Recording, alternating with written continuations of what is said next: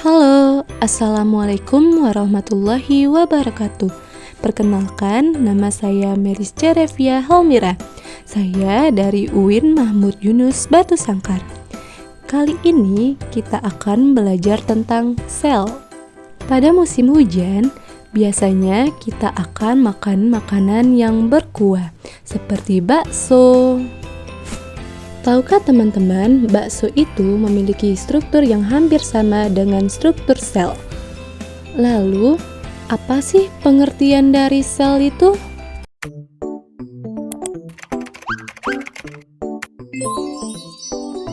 Sel merupakan unit struktural dan fungsional terkecil dari makhluk hidup. Komponen sel itu terdiri dari membran sel, sitoplasma, dan nukleus. Sekarang yuk kita masuk ke jenis-jenis sel. Jenis-jenis sel itu terbagi menjadi prokariotik, contohnya bakteri, dan eukariotik, contohnya itu pada sel tumbuhan, hewan, dan manusia. Sel prokariotik tidak memiliki membran inti, tidak memiliki sistem endomembran. Struktur dari sel prokariotik itu terdiri dari sitoplasma, ribosom, mesosom, pili, kapsul, dinding sel, membran plasma, flagella, dan nukleus DNA sirkuler. Sel eukariotik memiliki membran inti dan memiliki sistem endomembran. Struktur dari sel eukariotik itu ada dinding sel, membran plasma, sitoplasma, ribosom, lisosom, sentrosom, retikulum endoplasma, mitokondria, kompleks Golgi, nukleus, dan nukleolus.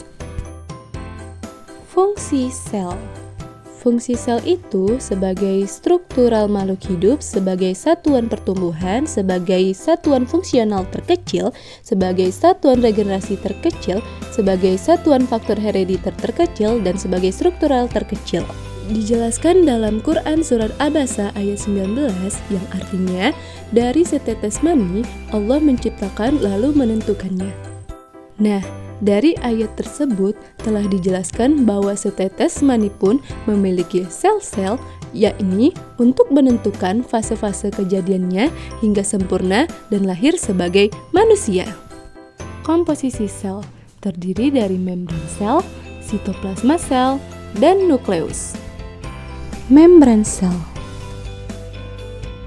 Membran sel merupakan sebuah membran fosfolipid ganda dengan ekor hidrofobik nonpolar yang mengarah ke dalam membran dan kepala hidrofilik polar yang membentuk permukaan dalam dan luar membran. Membran sel terdiri dari fosfolipid, kolesterol, protein, dan rantai oligosakarida yang secara kovalen terikat dengan fosfolipid dan molekul protein. Fungsinya sebagai membran selektif yang mengatur keluar masuknya materi tertentu dari sel. Nukleus. Nukleus ini terdiri dari selaput inti, kromatin, nukleolus, dan matriks inti.